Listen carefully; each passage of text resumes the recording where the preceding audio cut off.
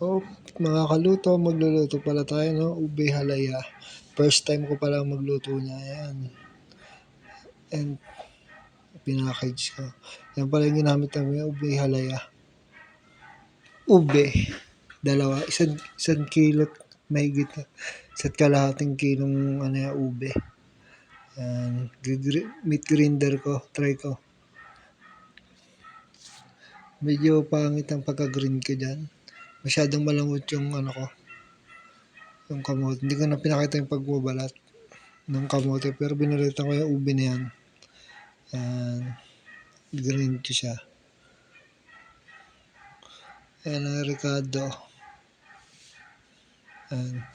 Pangalawang gata. Sinilagay ko pa yung pangalawang gata. Tapos, evap. Sunod dyan. Tutunawin lang natin yung asukal. Lalagyan ko na asukal eh.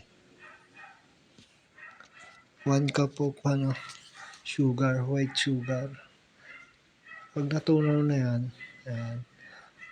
Tusawin na. Pag natunaw na yan, sundan natin yung ube.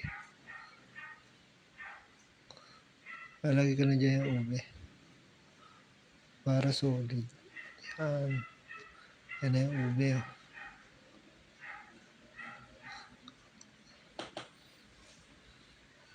Halo-halo lang. Tamang halo lang hanggang maluto. Ayan. Halo-halo lang. Igahin na natin. Sundan natin yung evap. Ay, yung condense pala. Condense pala yung lagay ko. Kasi isa ng lagay. Condense. Ayan. Ginaya ko lang yung pagluluto niyan eh. Kung paano. Napanood ko lang. Oh, tamang luto lang. Ayan, lagay ko na yung yung purong gata.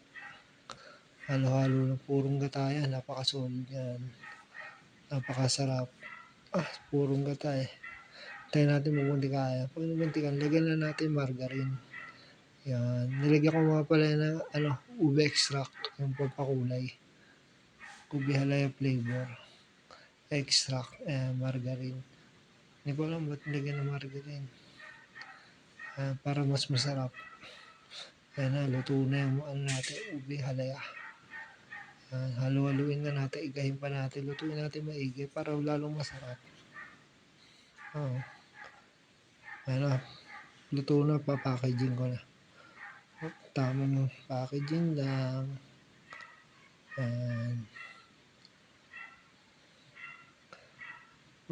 Ayan solid yung pagkabalot mo. Package Di mo meron taste reveal muna tayo. Tikman natin kung masarap talaga.